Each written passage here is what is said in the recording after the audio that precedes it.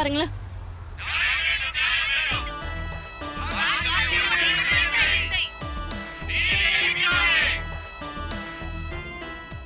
உங்க அம்மா ரேவதியை வீட்டுக்கு கூப்பிட்டா, ஆனா இவளை வீதிக்கே எழுதிருக்கா. அவ கொட்டத்தை அடக்கிறதுக்கு ரேவதி எடுத்த முடிவு தான் சரியானது. என் பொண்ணு அவ புருஷனை காப்பாத்துறது நினைச்சு நான் பெருமைப்படுறதா இல்ல உங்க அம்மா பைத்தியக்காரியா திமிர் பிடிச்சிருக்காளே அதை நினைச்சு வருத்தப்படுறதான்னு எனக்கு ஒண்ணுமே புரியல. அம்மா பண்ண விஷயம் அப்படிப்பா. அதுக்கு நாம என்ன பண்ண முடியும்? நாம அமைதியா இருந்துதான் ஆகணும். ரேவதி வந்து கேட்டப்பவே இவ கேஸை வாபஸ் வாங்கியிருந்தா இவ்வளவு பிரச்சனையே இல்லையேம்மா. இதெல்லாம் எங்க போய் முடிய போதோ ஒண்ணு தெரியல. நீங்க கவலைப்படாதீங்கப்பா. கார்த்தி எல்லாத்தையும் சமாளிச்சிருவாரு.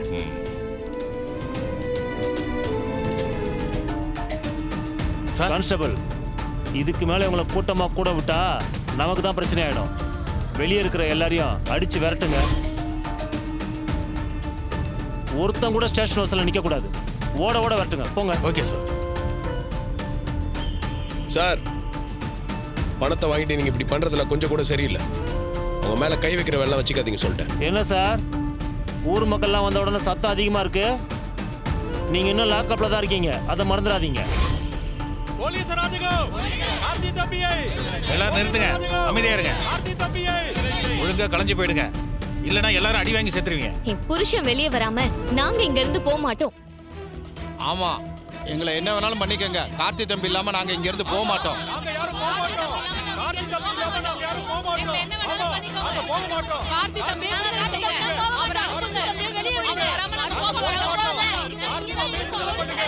யோ, அடிச்சு வரீங்க.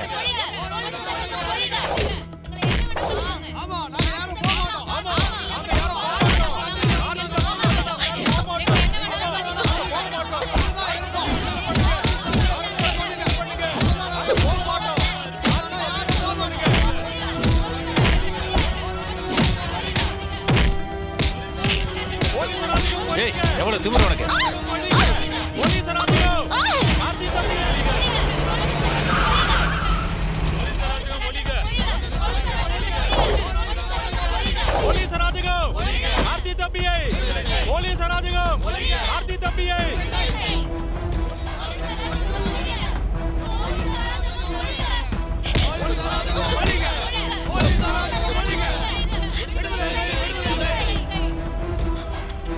Sir,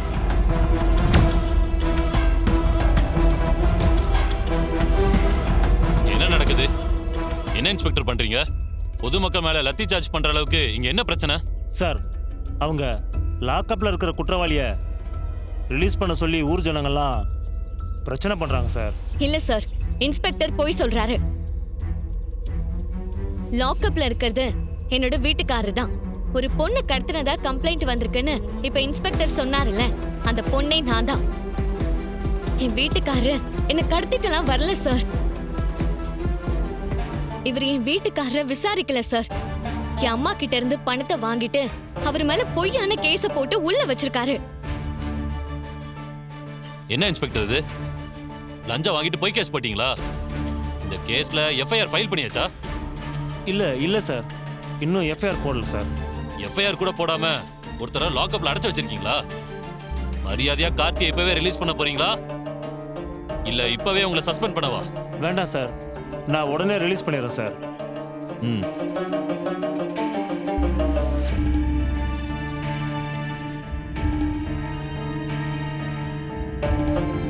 hello Karthi. Hello sir. திறந்து விடுங்க.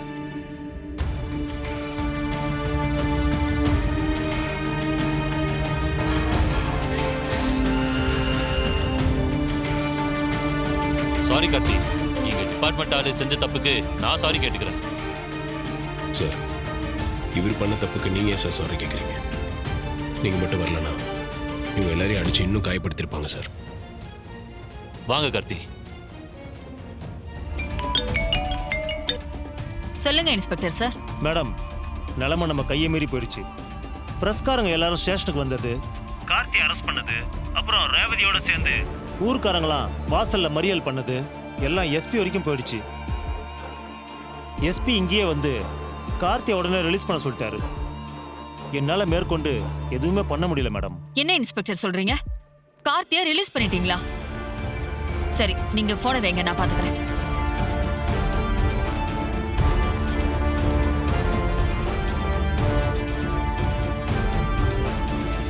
அக்கா அக்கா, ஸ்டேஷன்ல இருந்து கார்த்தியை ரிலீஸ் பண்ணிட்டாங்களா? என்ன சொல்ற சந்திரா? அந்த இன்ஸ்பெக்டர் உனக்கு தெரிஞ்சவர் தானே சொன்னேன். அப்புறம் எப்படி அவனை ரிலீஸ் பண்ணாங்க?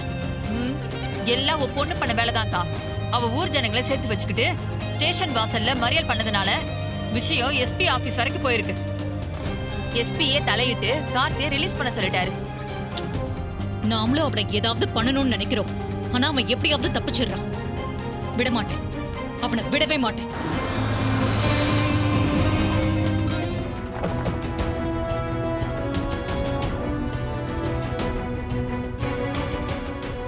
நில்லுங்க.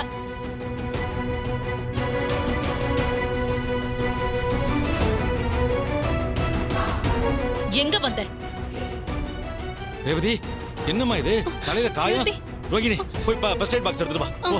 சரிங்கப்பா. அதெல்லாம் வேண்டாம்ப்பா, நான் பாத்துக்கிறேன்.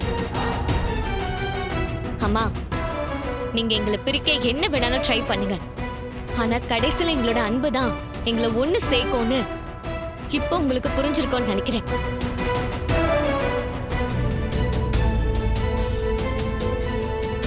ரேவதியை நீங்க இப்படி கஷ்டப்படுத்துறத பார்த்துட்டு என்னால சும்மா இருக்க முடியாது. அவ என்னோட பொண்ணு. நீயே நான் சொன்னதுனாலதான் என் பொண்ணோட வாழ்க்கைக்குள்ளேயே வந்த.